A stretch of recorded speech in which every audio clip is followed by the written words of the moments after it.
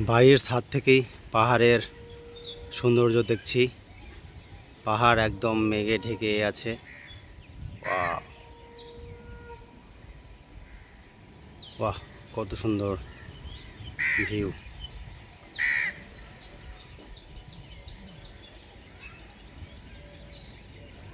বাহ,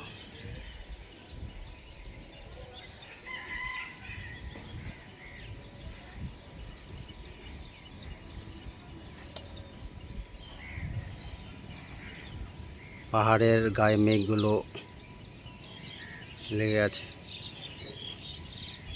এই জন্য পাহাড়ে সব থেকে বেশি বৃষ্টিপাত হয়। শৈলতক্ষে বৃষ্টিপাতটা সব থেকে বেশি হয়।